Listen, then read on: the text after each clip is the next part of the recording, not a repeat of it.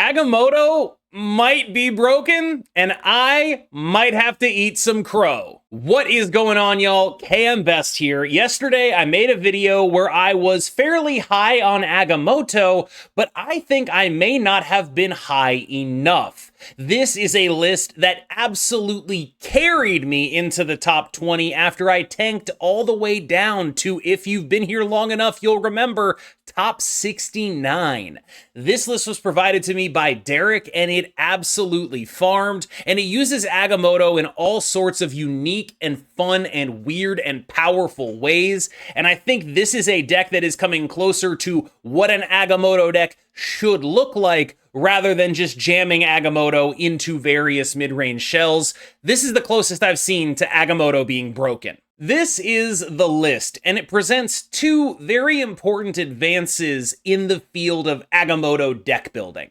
And that is, in order, advance number one is King Eitri is actually just an amazing card in every Agamotto deck. He was absolutely never dead for me. He was just a 1/2 that drew cards. This is additionally important for you, though, because the other thing that this deck is excellent at is providing images of Icon multiple insane targets, like Gwenpool and Galacta, in addition to Agamotto. Being able to do a 3-card multiple Galacta proc, multiple Gwenpool proc is sort of the name of the game here, and you can do that thanks to King Eitri a lot of the time, because in order to actually do your big images of Icon into one of your 4-drops, you need to have stuff on the board, and you need to have images of Icon in your hand.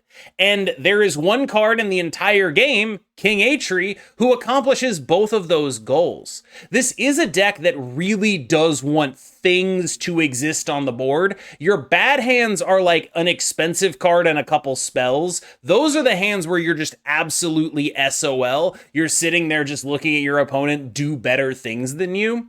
But generally speaking, what this deck is trying to accomplish is play a powerful mid-range game with massive over-the-top capacity, thanks to cloning Agamotto, thanks to cloning Gwenpool, and thanks to cloning Galacta. This also means that you just have a lot of weird solutions for a bunch of different problems that may show up or may not show up. I've had games that there was a location that moves everything that gets played on it, and I ended up winning that because turns out spells, it doesn't matter if they move or not as long as they actually happen.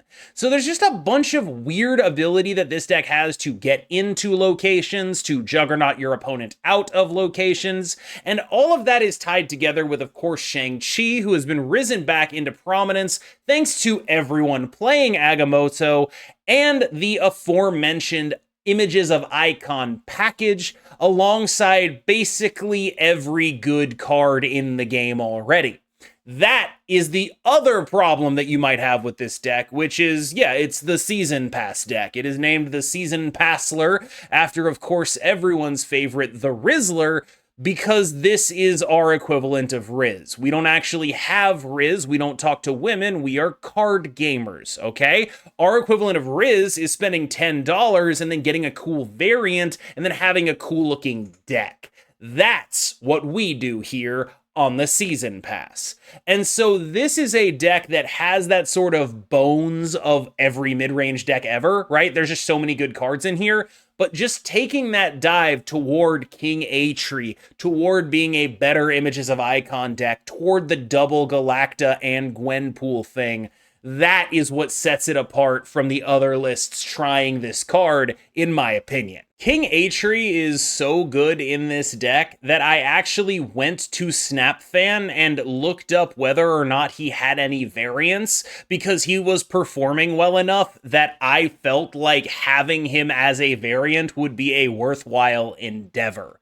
One of the fascinating things about Images of Icon is that you kind of need to not necessarily plan your whole game around it, but you need to like set things up in such a way that you don't get screwed out of it, right? Images of Icon wants the thing that you're copying to be the third thing in the lane. That's what it wants. What that means is a lot of the time you're going to need bodies on the board. King Eitri is a body on the board that draws you potentially images of Icon, and even if he doesn't draw images, he gets you closer to it. And that is really the upside, the big pitch of this whole thing that's happening right now, is basically this is a card that actually is completely incredible with Agamotto. I firmly believe, after having played with this card, that King Eitri is actually probably going to be very important to Agamotto decks when they build around Agamotto. That's not to say this is going to be the best deck in the game or that it is the best deck in the game right now, just that is something to keep an eye on. I'm not going to tell you to go get King Eitri based on one day's worth of streams, but remember what I've said here, and if it seems like it's actually performing, it might be time to pull that trigger. Quinjet is weirdly kind of an anti-tech card here, and what I mean by that is a lot of people trying to beat Agamotto decks are playing Gorgon, and Quinjet offsets Gorgon and costs one less. And so it's not that bad if you get Gorgon because this card exists. You also have additional massive upside, right? Like, yeah, it's going to be discounting your spells. You're running King Eitri, so you're drawing more of those spells. You have a bunch of cool stuff to do off of like Iron Patriot stuff that doesn't get triggered. All that stuff can and will happen.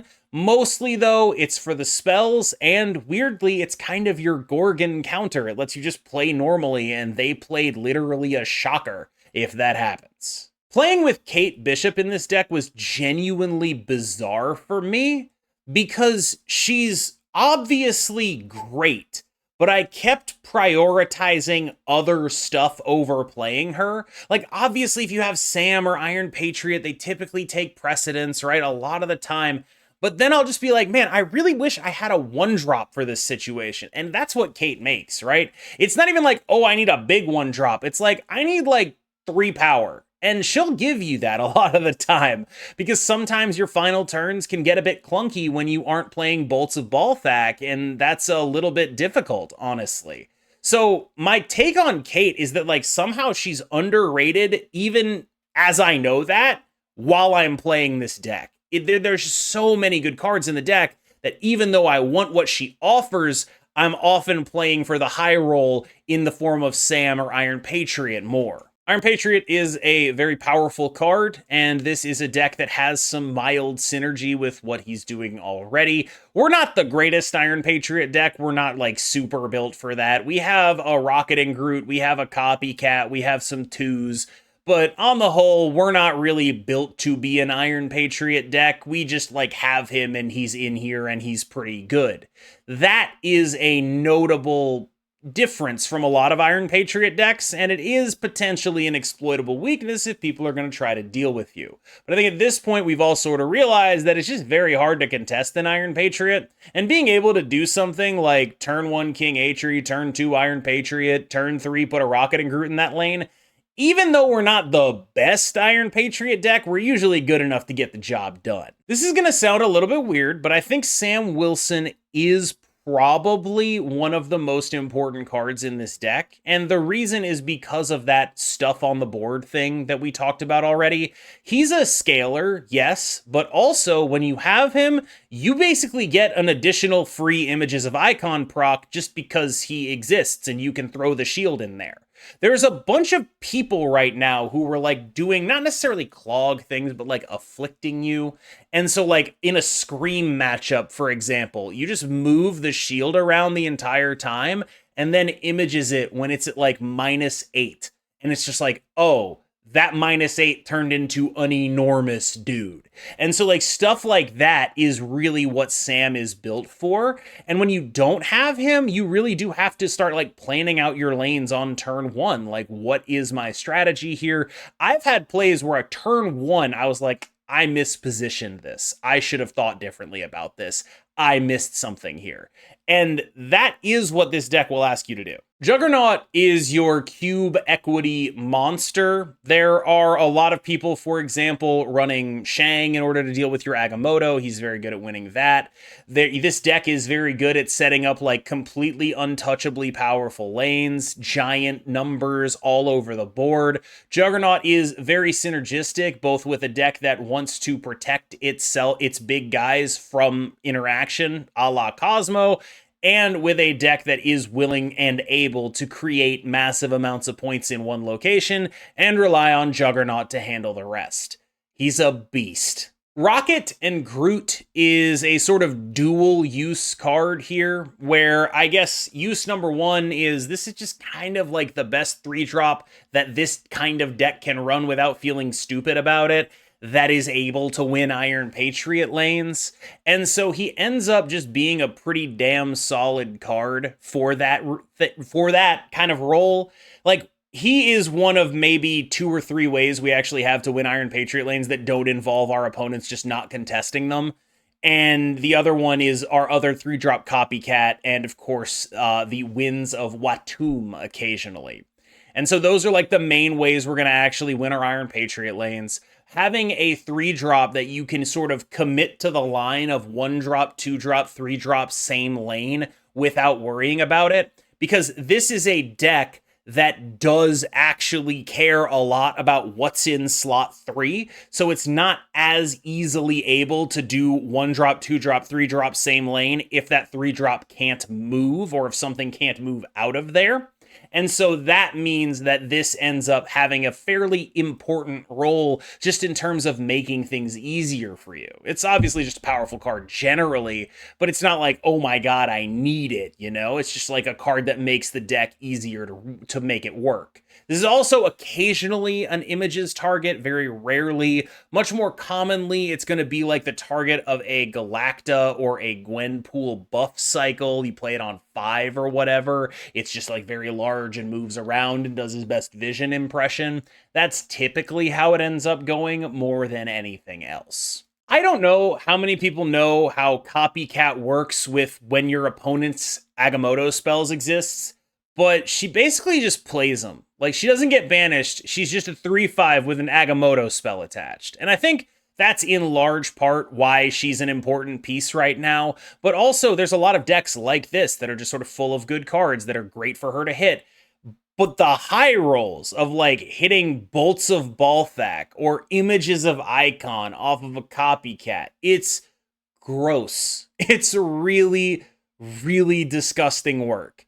And so that is what she is doing right now. I think if you're willing to try to like hedge further against RSM gamers, you can definitely try a Cassandra Nova in place of either of these. That is a very relevant thing to try to do. But I think a lot of people are going to Cassandra Nova without considering that, like, hey, she doesn't actually hit spells in the deck. And so while she is a little bit better than normal against these Agamotto decks, what she's really targeting are like Thanos Agamotto and Arishem Agamotto. Shang-Chi is Shang-Chi. He is an incredibly important part of this metagame, in large part because of how much Agamotto people are trying out. Agamotto is a very powerful card, and Shang-Chi is a very reasonable counter to him. This is also just going to be your answer to maybe you can throw priority and beat Hela that way. It doesn't happen all the time, but there's just a preponderance of dudes with 10 power in this metagame. A lot of them are named Agamotto, and so Shang-Chi is just a great tech card right now. I cannot think of a tech card I would prefer over him. I don't know if you've ever had 3 Galactas, but this deck is going to let you do that a lot. So you're going to have these locations where you've got like a shield, a King Eitri, and a Galacta in them. You images, and then you play something else. And you're getting like triple Galacta procs on that thing. And you're converting a shield and a King Eitri into 6 power ladies. Like, it's just a really strong thing to do. Having both Galacta and Gwenpool to make the Images of Icon plan stronger is one of the major jumps forward I think this deck made. And the other one, of course, being including King Eitri to make the Images of Icon line more consistent and to make sure you have more bodies on the board. I can't tell you how many games I had 3 Gwenpools. Have you ever played with 3 Gwenpools? It's the fucking coolest thing on earth, dude. It is so sick. We had 3 Gwenpools, we had 3 Galactas. It rocks, dude. I don't even. I've been awake for like 15 hours. I don't know if I normally swear on YouTube. I do now. Everything I just said about Galacta applies to Gwenpool, but a little bit less in most circumstances.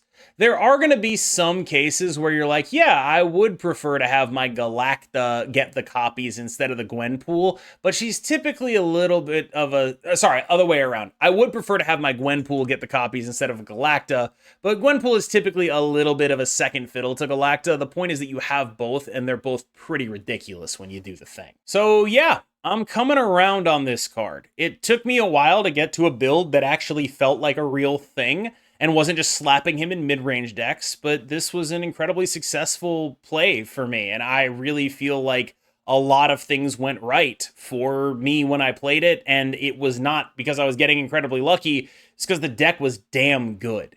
And I think that this is the kind of deck that sort of showcases what the future of Agamotto could be. I don't know if this deck is going to be one of the best decks in the game for a very long period of time, but I do know that I consider it a fairly significant breakthrough in the early days of Agamotto gaming. All right, y'all, thank you so much for making it through the video. As always, I've been KMBest. I need to stop thanking people for making it through the video because it sounds like it's a chore, but I will see you in the next one. We're going to jump into some gameplay here. I hope you enjoy that. Have a wonderful evening, and I will see y'all tomorrow.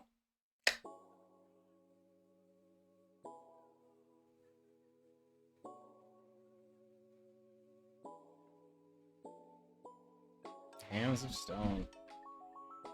I mean, this is a pretty fun little gag over here. Quinjet with Captain America and a shield. We get like multi-ongoings over there.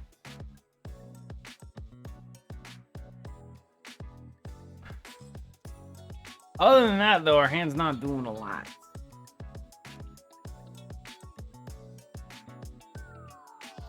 Forge. Just in the deck? That seems crazy.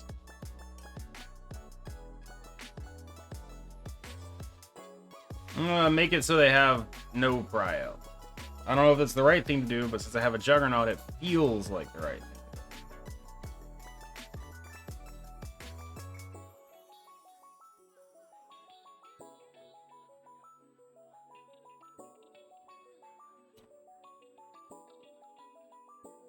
Sad.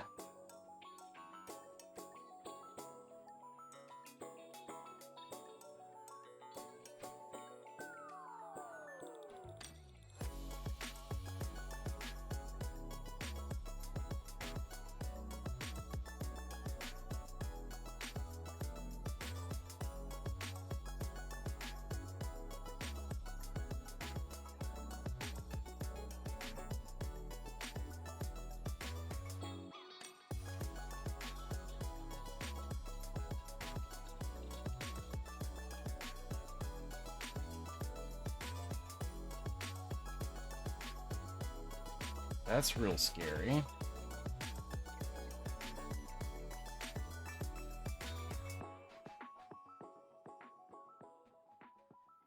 No, I hold these because I actually want the, Ooh, if I play King Eitri, all the buffs go on Shang and Jug. Maybe that's correct.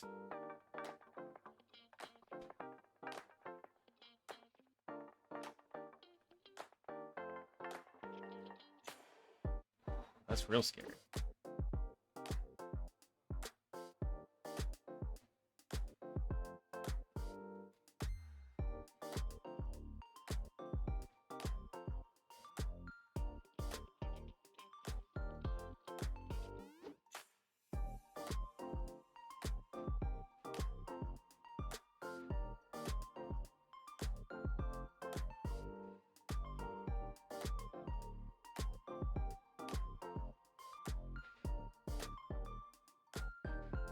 Let's see.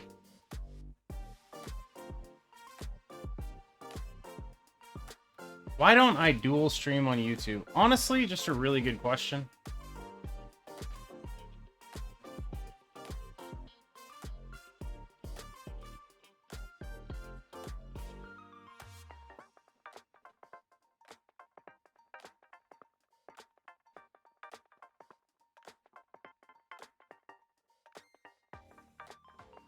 How likely do we think it is that they run C-ball? I have no clue. I'm rooting for them. They're playing some cool shit.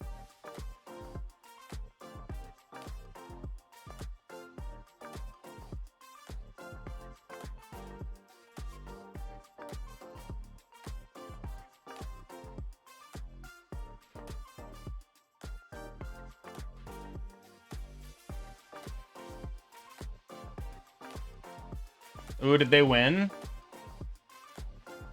Yeah, they won the middle. All right, so what do they have in there? Okay.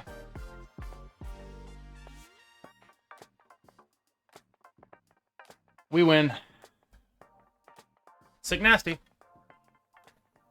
Straight up, no longer understand. It is not something I comprehend anymore. Also, Derek, you shipped that other deck yet? I haven't checked Discord.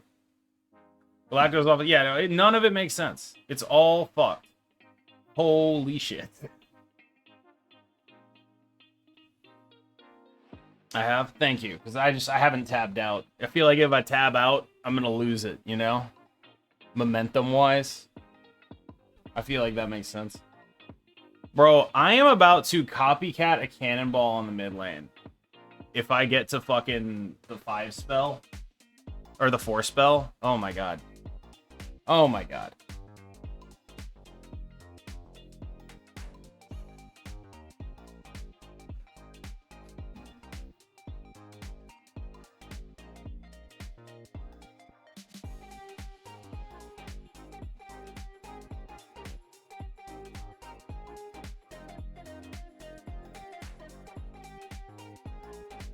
They're just like normal.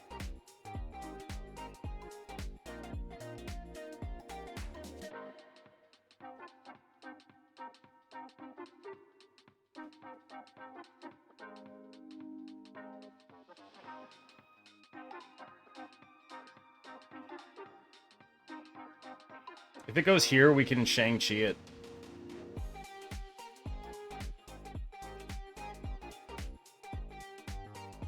Wow.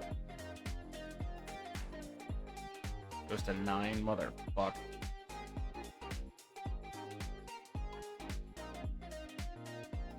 Galacta goes to their own location. Ugh.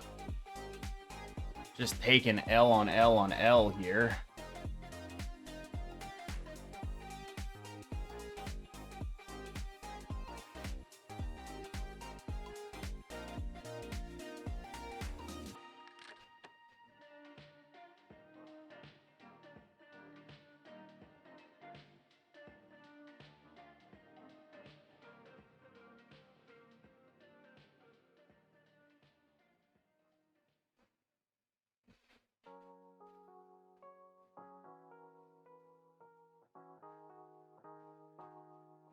It sucks.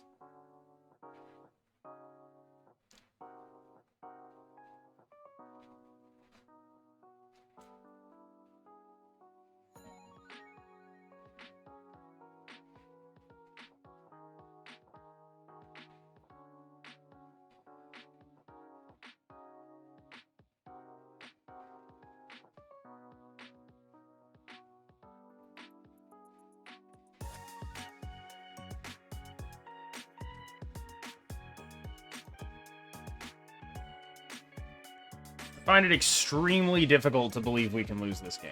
So I'm going to boomer him. And he's going to leave.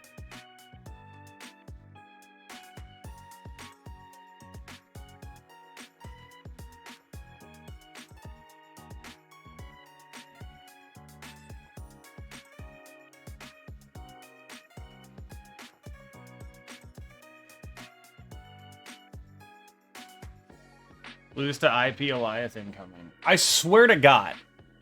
But, we have Prio, so, you know.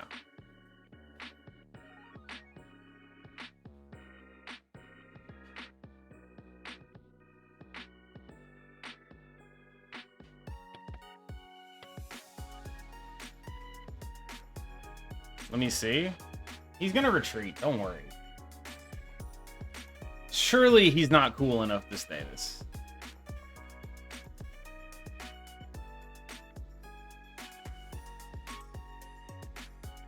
He must have some fucking heat off that Iron Patriot, dude. Like, he's just rope retreating. Oh, shit. Let's find out, dog. Something's happening over here.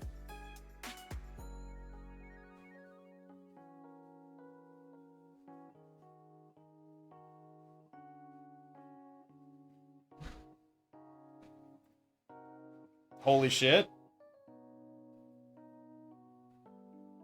That's really close, but no. Extremely close, however, actually no. One moment.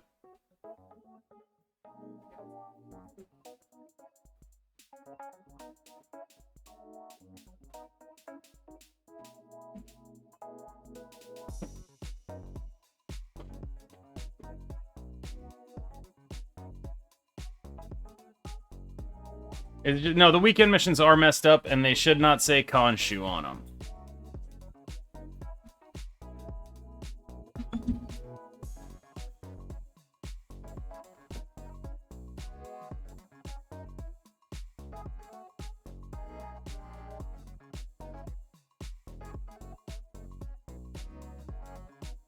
Did they change M'Baku text? I could have sworn he would try to win a location before. He was never a location win guy, I think. I'm fairly certain he was never a location winner. Can't be sure, but I'm like pretty sure.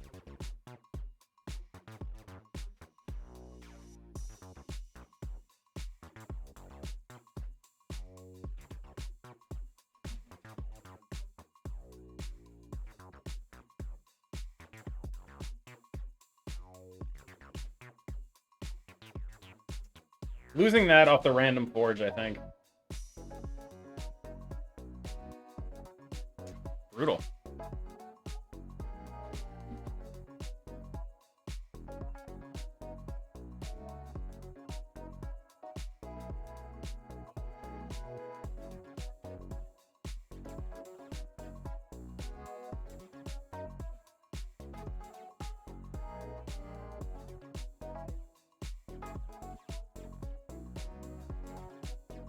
Here's the thing. I think this is my move. I think I do this into images next turn. No.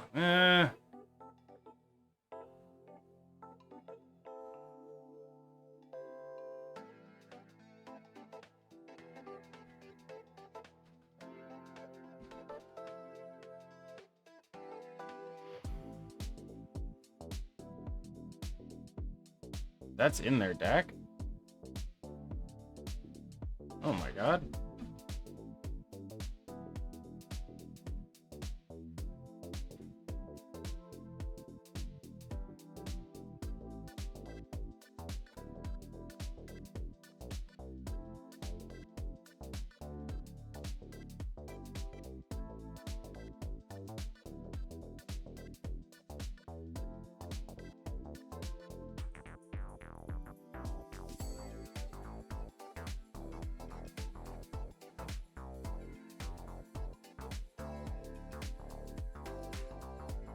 Please don't hit the ice cube. Yes.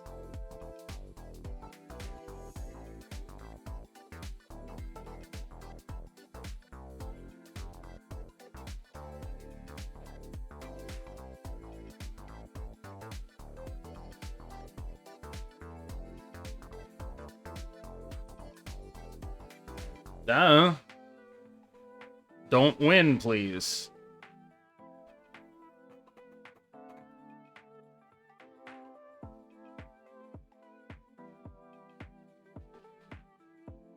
Oh god. No target. Wait, no target. Go middle. Wait, no. Go either of them. We're fine. That's a Juggernaut. It gains 6. Yeah, we're alive. We did it. No target. Holy fuck. Let's go.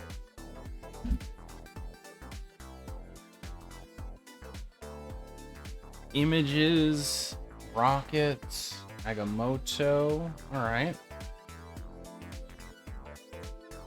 Copycat a scar. Well, it is good to know that they don't have that.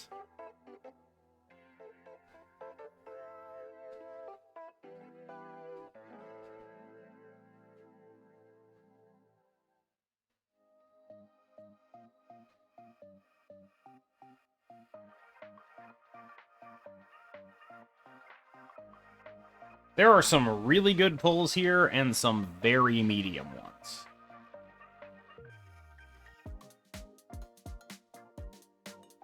I suspect the same is true of them.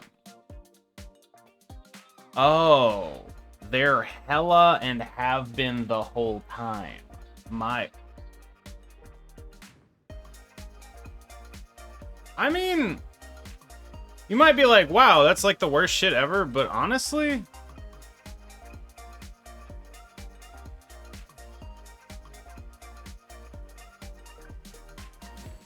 like, it's not good.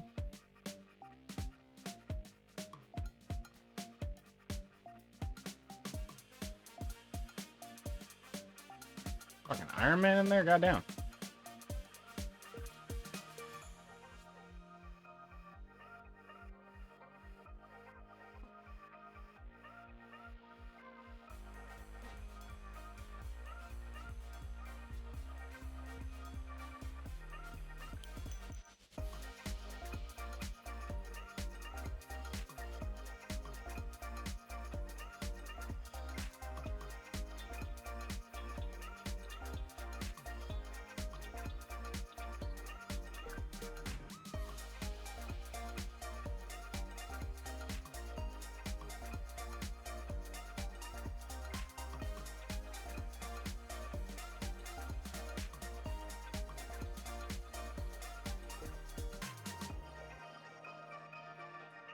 He's got like one guy remaining. How big is that guy?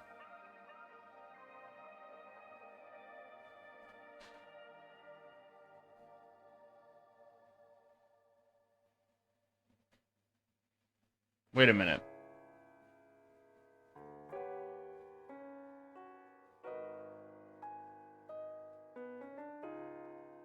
$18. And then this is, what, 12 additional? So it'd be 8 additional?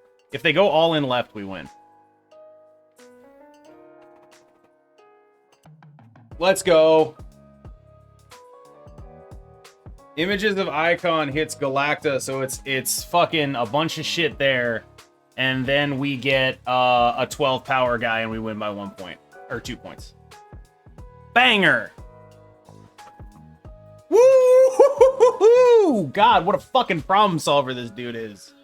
Feel about Mirage versus Kate Bishop. Kate is way better. But she does this fucking thing. She does this thing where I never get the chance to play her. Like, one of the biggest things with Kate, and this deck in general, is it's fucking hard to figure out which one you're supposed to be playing.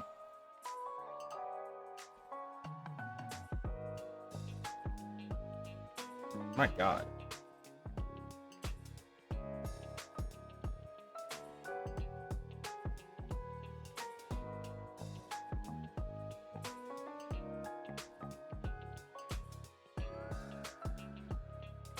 Enjoy my guy, because you're gonna love her. Whichever one she is. Whichever one you got. I like that. Alright, so here's the thing. I have your fucking Rock Slide, and he's a 3-5.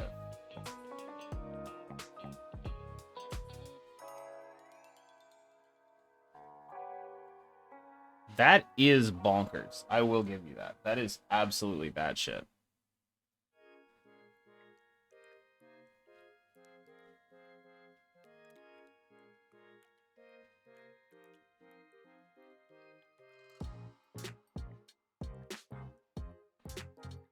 That is a crazy pull.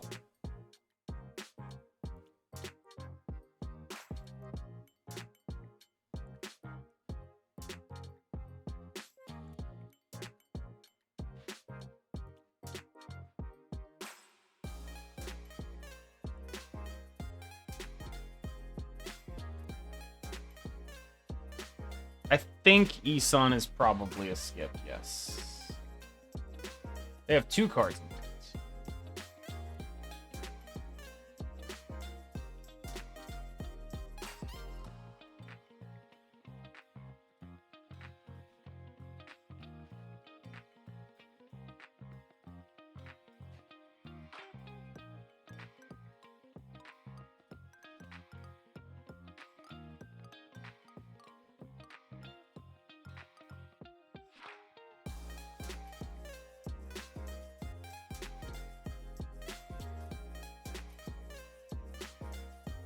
Yeah, not drawing bolts does suck.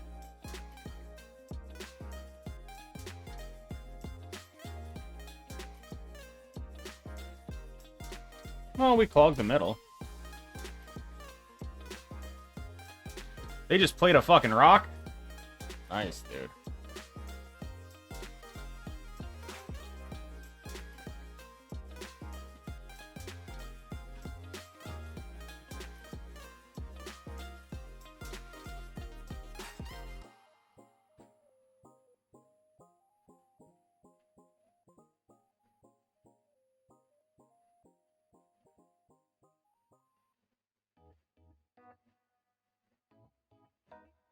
How do I win?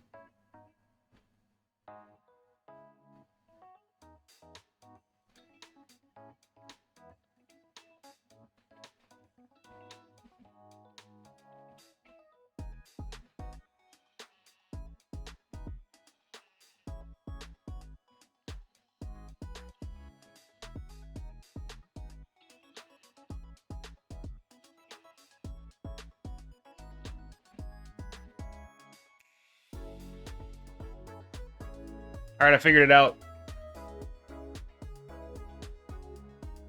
Nah. If we're on the jug plan, we should be on this plan, too. If we were on the jug plan, this was also the plan.